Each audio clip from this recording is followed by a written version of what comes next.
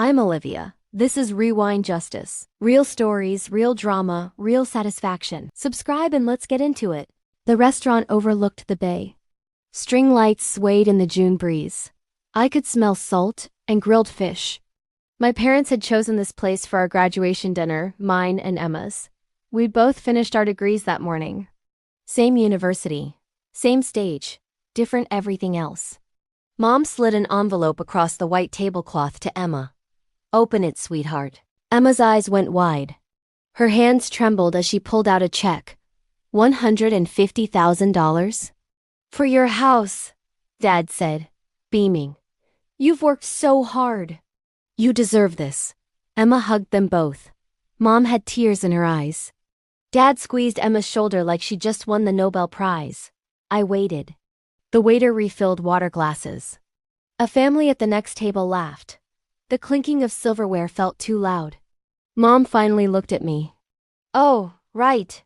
She reached into her purse and pulled out nothing, just a smile. "We're so proud you finished, honey." "That's it?" The words came out flat. Dad set down his fork. "Emma needed help with her future. You've always been so independent. You'll figure something out." "You always do." "I worked 3 jobs through school," I said. "Emma lived at home." "You paid her tuition." "Don't be dramatic," Mom said. She sipped her wine. "You're so strong." "You don't need anything from us." Emma looked uncomfortable for exactly 3 seconds. Then she went back to staring at her check. I stood up. My napkin fell to the floor. "Congratulations, Emma." "Where are you going?" Dad's voice had an edge. "Away. Don't be ungrateful," Mom called after me. I walked out. Behind me, I heard Dad say, "Let her go. She come back when she needs something." I didn't come back. The pattern had always been there. I just hadn't named it yet. When I was 9, I won the regional science fair. My volcano project had taken me months. I'd read college textbooks at the library. Mixed compounds until I got the eruption perfect. Emma was 7 and had made a poster about butterflies. Mom missed my award ceremony because Emma had a dentist appointment. When I got home with my blue ribbon, Dad glanced up from his newspaper. "That's nice, sweetie." Emma's butterfly poster hung on the refrigerator for 6 months. My ribbon went in a drawer. When I turned 13, my birthday fell on a Tuesday. Mom made spaghetti. "No cake. We're saving up," she said. "Things are tight." 3 months later, Emma turned 11. They rented a bouncy castle. Invited 30 kids. The cake had 3 tiers and a fondant unicorn. I helped serve pizza to her friends and cleaned up afterward. Why was her party so big? I asked Mom while loading the dishwasher. "Don't be jealous. It's not attractive." At 16, I saved up $800 from my grocery store job to take driver's ed. Emma got a car for her 14th birthday, a used Honda. But still, she couldn't even drive it yet. "She need it when she's ready," Dad explained. "You can use the bus. Builds character." I took the bus. Emma's car sat in the driveway for 2 years with a bow on it, waiting. College was the big one. I'd gotten into the state school with a partial scholarship. Still needed $8,000 a year for the rest. I worked at a coffee shop mornings, the university library afternoons, and did overnight restocking at Target on weekends. Emma toured private colleges with Mom and Dad. They paid her full tuition, $47,000 a year. She got a campus apartment, a meal plan, and a monthly allowance. "You're at the state school," Mom said when I asked about help. "It's cheaper. You can handle it." I handled it. I slept 4 hours a night.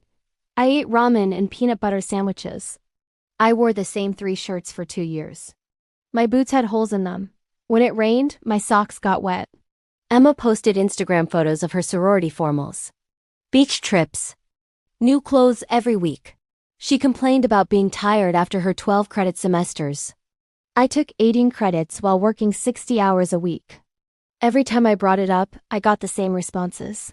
"You're so capable. Emma needs more support." "You don't want to be dependent, do you? We're teaching you resilience." By graduation, I'd mentally calculated every dollar. Emma, $188,000 in tuition, $40,000 in housing, $15,000 in allowances. The car. The parties. The Europe trip junior year. Me. Zero. And at that graduation dinner, not even an apology. Just another $150,000 handed to Emma. And for me, a lecture about independence. I drove to my apartment. A basement studio with a water-stained ceiling. I owned a mattress on the floor, a folding table, and a lamp. My degree hung crooked on the wall. I opened my laptop and looked at my bank account, $347. Then I did something I should have done years ago. I blocked their numbers. All of them. Mom, Dad, Emma, I deleted my social media accounts. I packed my car with everything I owned. It fit in 4 boxes. I drove to Seattle. I had $347 and a degree in computer science that I'd earned through blood and exhaustion. No plan. No safety net. Just done with begging people who called me family to see me. Seattle was gray and wet. I found a motel that charged $40 a night and took a job washing dishes at a seafood restaurant. The smell of fish guts stayed in my clothes. My hands cracked from the soap. I was 22 years old with a college degree scrubbing pots until 2 a.m. But I was applying everywhere, tech companies, startups, anything that needed code. 3 months in, my savings hit zero. I slept in my car for a week until my first paycheck from a data entry job came through. The car smelled like French fries because I was eating fast food dollar menu items for every meal. Then I met Richard. He was 71. A retired software engineer who came into the coffee shop where I'd picked up a morning shift. I made his espresso wrong 3 times while falling asleep standing up. "Rough night?" he asked. "Rough year." He looked at me. Really looked. "You in school?" "Graduated. Computer science." "And you're here?" I shrugged. "Paying rent." He came back the next day. And the next. On the 4th day, he brought his laptop. "Show me what you can do." I pulled up GitHub on his screen. Showed him a personal project, a scheduling app I'd built in my spare time. It wasn't pretty, but it worked. Richard whistled. "This is solid." "You build this alone?" "Yeah." "You looking for work?" "Desperately." He hired me to help with his consulting projects. Small stuff at first, debugging, testing, but he actually taught me. How to architect systems. How to pitch to clients. How to see the big picture. "You're good at this," he said one day, 6 months in. "Really good. Don't let anyone tell you otherwise." Nobody had ever said that to me before. The work grew. Richard's clients started asking for me specifically. We took on bigger projects. A regional hospital system. A logistics company. I was learning faster than I'd ever learned in school. By the end of year 1, I was making $65,000 a year. I got an apartment with actual furniture. I bought a winter coat that wasn't from Goodwill. I didn't think about my family. When their faces popped into my head, I pushed them out. They'd made their choice. Year 2 was different. Richard introduced me to a venture capitalist named Sarah. She was looking for a technical co-founder for an AI project in sustainable building design. The idea was to use machine learning to optimize eco-cabin construction energy efficiency, material waste reduction, custom client designs. "I can't afford a co-founder," I said. "You'd be the co-founder," Sarah said. "You'd own equity. We're betting on you." I worked 100-hour weeks. The startup Ecologic Design lived in a cramped office that smelled like coffee and ambition. But the product worked. We got our first client. Then 5 more, then 20. By the middle of year 2, we landed a contract with a major hotel chain to design 50 sustainable luxury cabins across the Pacific Northwest. $500,000. I bought a house. Not a house, a property. 5 acres on a lake an hour outside Seattle. The cabin I built there using our own design software sat on a cliff overlooking water. Floor-to-ceiling windows. Solar panels. Geothermal heating. My name on a custom gate at the end of the driveway. Harper Chen Ecologic Design. I stood in the living room the day I moved in. The sunset turned the lake orange. I could hear nothing but wind and water. For the first time in my life, I felt light. I didn't post about it. I didn't tell anyone except Richard and Sarah. I existed in a world where my family's opinions were just absent. Not missed, absent. I thought I'd stay hidden forever. Then Emma drove past my gate.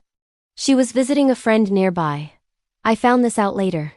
She'd taken a wrong turn, ended up on my road, and saw the gate, saw my name, saw the house through the trees. My phone, the new number I'd gotten, stayed silent.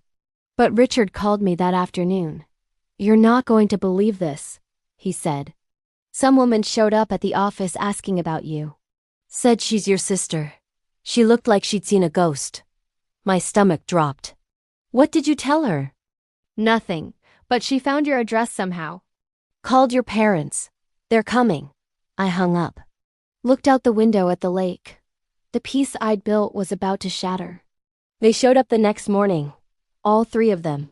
Emma's car pulled up first. Then my parents' sedan, older now, rust on the bumper. They stood at my gate, staring up at the house like it was an alien spacecraft. I walked down. Opened the gate myself. Didn't invite them in. Mom looked older. Gray hair she hadn't had 2 years ago. Dad's face was thinner, tired. Emma just stared. "Hi," I said. "What is this?" Dad's voice was sharp. Confused. "My house. How did you ... double quotes." Mom trailed off. "I worked." Emma found her voice. "This place has to be worth millions. 5.2, actually." Silence. The wind moved through pine trees. A bird called from somewhere across the lake. "You've been here the whole time?" Mom asked. "While we were worried sick?" "Were you?" "Of course we were." Her voice went high. "You disappeared. Changed your number. We thought something happened to you." "Something did happen to me," I said. "You called me a failure and invested $150,000 in Emma instead of me." Dad waved this away. "That was about her future. We knew you'd be fine. And I am." Emma stepped forward. Her face was red. "This isn't fair. How did you afford this?" "I started a company." "With what money?" $347. And no help from anyone." Mom's eyes filled with tears. The same tears she'd had giving Emma that check. "We're still your family." "Are you?" "Don't be cruel," Dad said. "I'm not cruel. I'm done." A car pulled up behind theirs. Richard got out, followed by Sarah and another man in a suit. "Marcus, the CEO of the hotel chain we contracted with. Everything okay, Harper?" Richard called. "Fine," I said. "They were just leaving." Marcus walked up, hand extended to me. "Harper, good to see you." We wanted to discuss expanding the contract. 50 more cabins. Another $800,000. My parents' faces went slack. Marcus glanced at them. "Your family?" "Used to be." He nodded slowly. "Well, congratulations on the success. You've built something remarkable." He turned to my parents. "You must be very proud." Nobody answered. Marcus left some papers with Richard and drove off. Sarah squeezed my shoulder and headed back to her car. Emma's voice cracked. "You're a millionaire?" "Yes, and you just left us?" "You left me first. 22 years ago. You just didn't notice until I stopped showing up to watch." Mom grabbed my arm. "We made mistakes, but family forgives. We can start over." We'll what?" I pulled my arm away. "You'll start treating me like Emma? You'll retroactively care about my science fair project? You'll unsay you're the failure?" Dad's face hardened. "We gave you opportunities. You had college. I had debt and night shifts and holes in my boots while Emma had everything. She needed more support," Mom said. "No, you chose to give her more support. You chose to give me nothing. And I chose to leave." Emma started crying. "I didn't know it was this bad." "Yes, you did. You just didn't care." I turned and walked back toward my house. "Harper!" Dad shouted. "You can't just turn your back on us." I stopped. Turned around. "Watch me. We're your parents." "You were my parents. Now you're just people who share my DNA. After everything we sacrificed." Mom started. "What did you sacrifice?" "Be specific." Silence. "That's what I thought." I looked at Emma. "Enjoy your $150,000 house? If you still have it." Emma's face went white. "What does that mean?" I didn't answer. I went inside and locked the gate behind me. And? They stood there for 20 minutes. I watched from the window. Emma cried. Dad paced. Mom kept looking at the house like she could will me back out. Finally, they left. The calls started that night. 43 calls from Dad's number. 21 from Mom, 19 from Emma. Voicemails filled with, "We need to talk. This is ridiculous. You owe us a conversation." Family doesn't abandon family. I blocked them again. Got a new number. Again, Richard called a week later. "You sitting down? Why?" "Emma's house went into foreclosure." I said nothing. "Apparently your parents co-signed her mortgage. They'd been making the payments because Emma couldn't afford them. When they saw your place, they stopped paying. Used the money to try to buy a condo closer to you. But their credit application got denied. Now the bank's taking Emma's house and your parents might lose theirs too." "How do you know this?" "Emma called the office, crying, begging you to help them. And I hung up." I smiled despite myself. The consequences rolled in like a tide. Emma's husband, the guy she'd married with that $95,000 wedding, filed for divorce. The financial stress was too much, according to the court papers that somehow made it to my lawyer. Emma moved back in with my parents, into her childhood bedroom with the butterfly posters. Dad's company laid him off. He was 63. Too old to start over easy, too young for retirement benefits. I heard through Richard's network that he was working at Home Depot part-time. Mom tried to friend me on Facebook using a fake account. I recognized her in the profile picture, older but still her. Her status updates were passive-aggressive. "Family is everything. Blood is thicker than water." Some people forget where they came from. The comments from her friends were supportive until someone shared an article about ecologic design. About me. About how I'd built a multi-million-dollar company from scratch with no family support, no trust fund, no safety net. The comments changed after that. "Wait, isn't that your daughter? You said she abandoned you. But it sounds like you abandoned her." "This article says she worked 3 jobs through college while you paid for her sister's education." Mom deleted her Facebook. 3 months after the confrontation, I got a letter. Actual handwritten letter to my business P.O. box. "Dear Harper, we were wrong. We see that now. We made terrible choices and we're sorry. Emma is struggling. We're struggling. We thought you'd always be there, but we understand now that we pushed you away.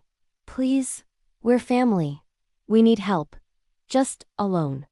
We'll pay you back. Love, Mom and Dad." I read it once. Then I used it to start a fire in my fireplace. A year later, I was speaking at a tech conference in Portland. Richard insisted I do it. "You've got a story people need to hear." The talk was about building success without resources. I didn't mention my family specifically, but anyone listening could read between the lines. When the people who are supposed to invest in you don't, you learn to invest in yourself. You learn your worth isn't determined by who believes in you, but by what you build despite who doesn't. The audience gave a standing ovation. Backstage, Richard handed me his phone. "Someone wants to talk to you." It was a documentary filmmaker. She wanted to feature me in a series about self-made tech founders. Specifically, the ones who succeeded despite family obstacles. "I'll pay you," she said. 6 figures. "And we'll tell the real story." I thought about it. Looked at Richard. "It's your choice," he said. "But your story might help someone else leave." I did the documentary. It aired 8 months later on a major streaming platform. I didn't hide anything. The graduation dinner. The $150,000 for Emma. The $347 I left with. The car I slept in. The motel. The climb. My parents' faces weren't shown, but their quotes were there. "You're the failure. We invest in winners." The internet found them anyway. People are resourceful when they're angry on someone else's behalf. Their Facebook accounts, the ones they tried to make private, got flooded. Their church community saw it. Dad's former colleagues. Emma's old friends. The local newspaper ran a story. Local family's favoritism exposed in viral documentary. They left town. I heard they moved to Arizona.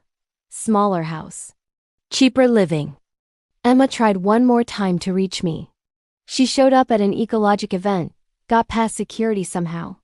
Stood in front of me in the lobby. "Harper," she said. "Please." I looked at her. She'd aged too. Harder around the edges. "What do you want, Emma?" "I'm sorry. I was young and selfish, and I didn't understand what they were doing to you. You were 20 when I left." "That's not that young." "I know." "I know, but I get it now. I lost everything too. My house, my marriage, my parents' respect.